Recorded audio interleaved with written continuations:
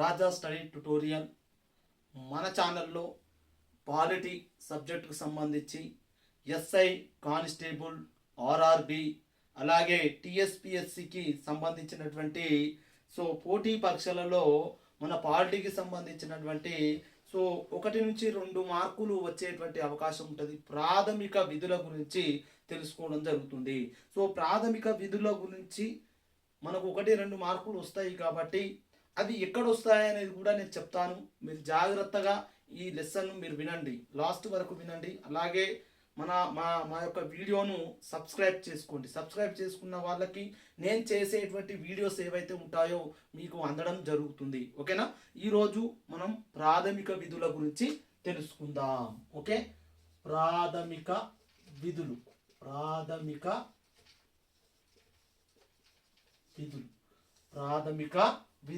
వాస్తవానికి మన రాజ్యాంగం అమల్లోకి వచ్చినప్పుడు మన రాజ్యాంగం ఎప్పుడు అమల్లోకి వచ్చిందండి? 1950 జనవరి 26వ తేదీన మన రాజ్యాంగం అమల్లోకి రావడం జరిగింది.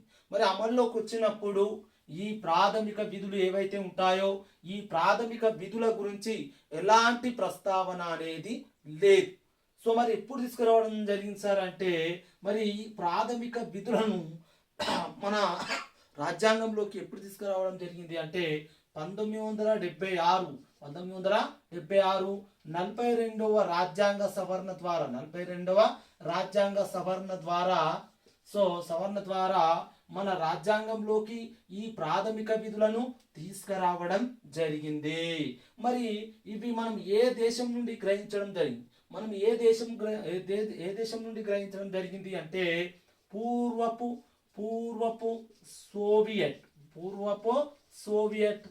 లేదా దీనికి మరో పేరు ఏంటంటే రష్యా. అంటే ఇక్కడ మనకు బిట్ అనేది ఎక్స్పెక్ట్ చేయొచ్చు. బిట్ ఏంటంటే ప్రాథమిక విధులు అనేవి ఏ దేశం నుండి గ్రహించడం జరిగింది అని అంటే పూర్వపు సోవియట్ లేదా రష్యా. ఇది మనం బిట్ అనేది ఎక్స్పెక్ట్ చేయొచ్చు. అలాగే 1976 42వ రాజ్యాంగ సవరణ ద్వారా మన రాజ్యాంగంలోకి ప్రాథమిక విధులను చేర్చడం జరిగింది.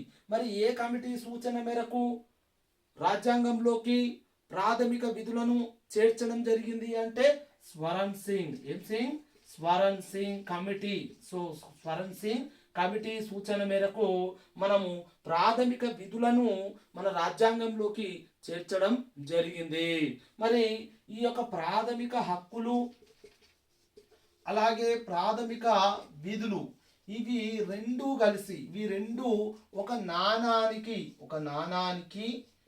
ఇరుపక్కల అన్నటువంటి వ్యక్తి ఎవరంటే హెచ్జే లాస్కీ అనేటువంటి వ్యక్తి ఏం చెప్తున్నాడంటే ప్రాథమిక హక్కులు అలాగే ప్రాథమిక విధులు ఒక నాణానికి ఇరుపక్కల అంటే ఒక నాణంకు ఒకవైపు బొమ్మ ఒకవైపు పొరుసు అలా చెప్పడం జరుగుతుంది. ఇరుపక్కల అని చెప్తున్నాడు. ఎవరు చెప్తున్నారంటే హెచ్జే లాస్కీగా చెప్పుకోవడం జరుగుతుంది.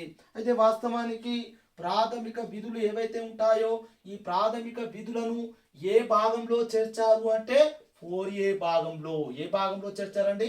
4A భాగంలో చేర్చారు. ఏ ఆర్టికల్ నుంచి అండి? 51A sub article. 51 sub article ఏలో ఈ ప్రాథమిక విధుల గురించి మనము తెలియజేయడం జరుగుతుంది. ప్రాథమిక విధులు ఏ భాగంలో తెలియజేస్తుందంటే 4A భాగంలో. ఏ ఆర్టికల్ అంటే 51 సబ్ ఆర్టికల్ ఏ ప్రాథమిక విధుల గురించి తెలియజేయడం జరుగుతుంది. మరి వాస్తవానికి మనకు ప్రాథమిక విధులు అనేవి ప్రారంభంలో ఎన్ని ఉన్నాయంటే 10 ఉన్నాయండి. మరి ప్రస్తుతం ఎన్ని ఉన్నాయంటే 11 ఉన్నాయండి.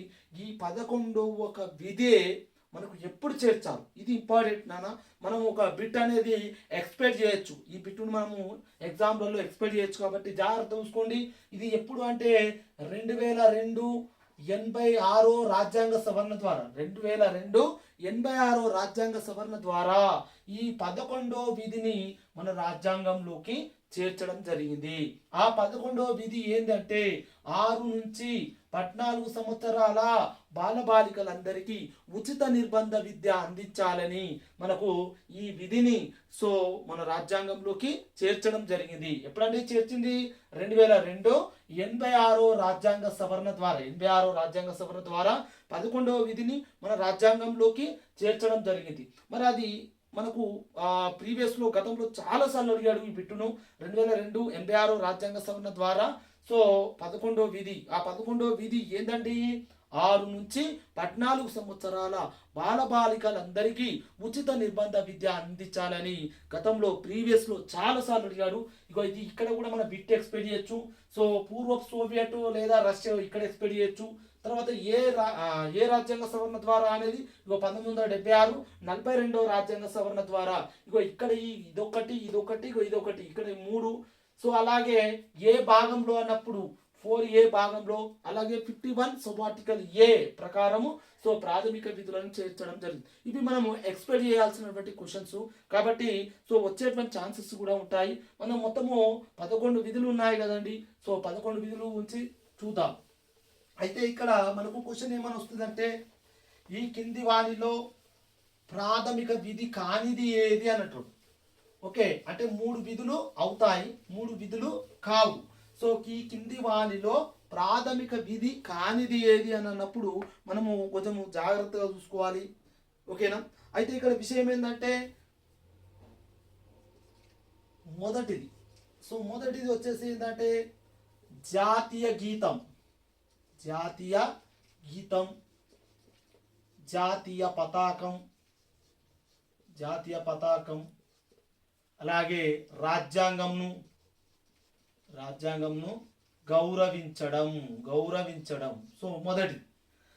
మొదటి విధి ఏం చెప్తుందంటే ప్రతి ఒక్క భారతీయుడు జాతీయ గీతం కానీ, అలాగే జాతీయ పతాకం కానీ, అలాగే రాజ్యాంగంను కానీ గౌరవించాలి. ప్రతి ఒక్క భారతీయుడు ఏం చెప్తున్నాడు? జాతీయ గీతం జనగణమన, అలాగే మన జాతీయ పతాకం ఏదైతే 3 రంగుల జెండా ఏదైతే ఉంటుందో దాన్ని, రాజ్యాంగంను ప్రతి ఒక్క భారతీయుడు గౌరవించాలని చెప్తున్నారు. అలాగే రెండోది దేశ సార్వభౌమత్వాన్ని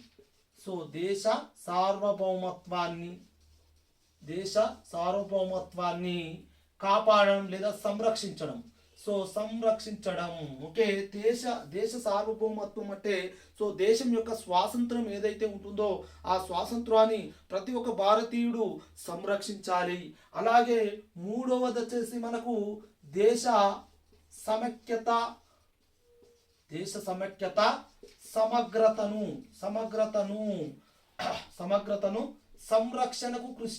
సంరక్షణకు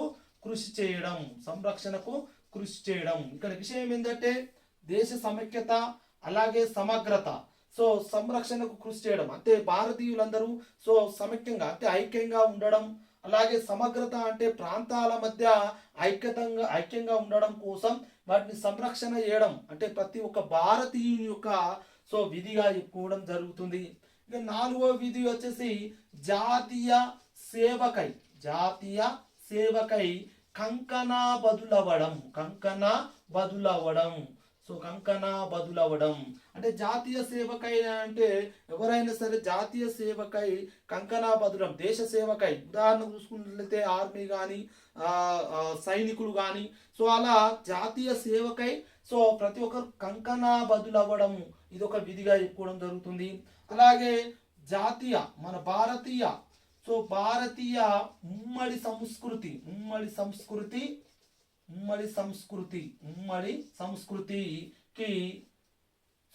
భారతీయ ఉమ్మడి సంస్కృతి సంరక్షణకు కృషి చేయుట.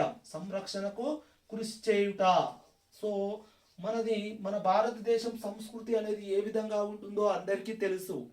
అలాంటి సంస్కృతిని సంరక్షించడం కూడా ప్రతి ఒక్క భారతీయుని యొక్క బాధ్యతగా చెప్పుకోవడం, విధిగా చెప్పుకోవడం జరుగుతుంది. అలాగే భారతీయుల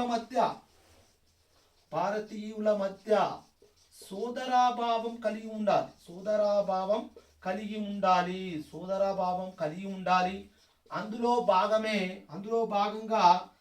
భాగంగా స్త్రీల హక్కులకు భంగం కలిగించరాదు, భంగం కలిగించరాదు. సో భారతీయుల మధ్య సోదరాభావం కలిగి ఉండాలి, స్త్రీల హక్కులకు భంగం కలిగించరాదు. ఇది 6వ విధిగా ఎక్కువడం జరుగుతుంది. అలాగే మనకు 7వ విధి తీసుకున్నట్లయితే మనకు 7వ విధి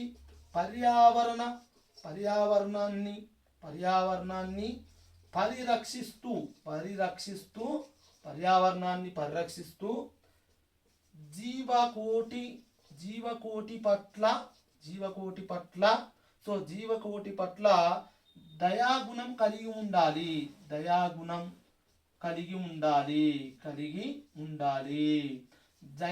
అంటే జాలి దయాగుణం అనేది కలిగి ఉండాలి. సో పర్యావరణాన్ని మనం పరిరక్షణ చేసుకుంటూ అలాగే జీవకోటి ఏవైతే ఉంటాయో వాటి పట్ల సో జాలి దయాగుణం అనేది కలిగి ఉండాల్సిన అవసరం ఉంటుంది. అలాగే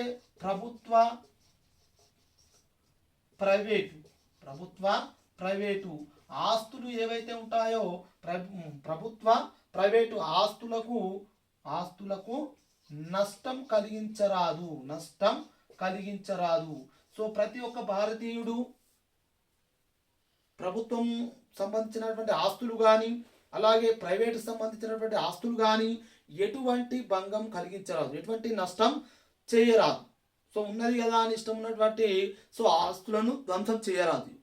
ధ్వంసం చేసుకుంటే అది మనమే లాస్. కాబట్టి సో ప్రభుత్వానికి సంబంధించి కానీ ప్రైవేటుకు సంబంధించినటువంటి ఏవైనా ఆస్తులు ఉంటాయో ఆ ఆస్తులను భంగం కలిగించరాదు. ఇది 8వ విధి. సో మనకు నెక్స్ట్ వచ్చేసి 9వ విధి వచ్చేసి సో 9వ విధి. సో ఇక్కడ చూసుకున్నట్లయితే సంస్కరణల పట్ల 9వ విధి సంస్కరణల పట్ల ప్రోత్సాహం కలిగి ఉంది.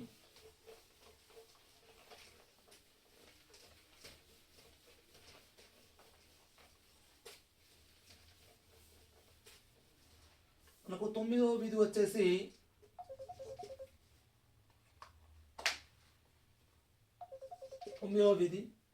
సంస్కరణల పట్ల ప్రోత్సాహం కలిగి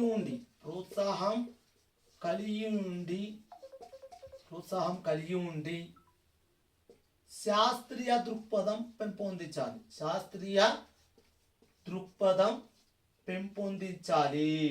పెంపొందించాలి. ఓకే. తర్వాత 10వది వచ్చేసి 10వది మనకు సో ఈ విధంగా చూసుకుంటే వ్యక్తిగతంగాను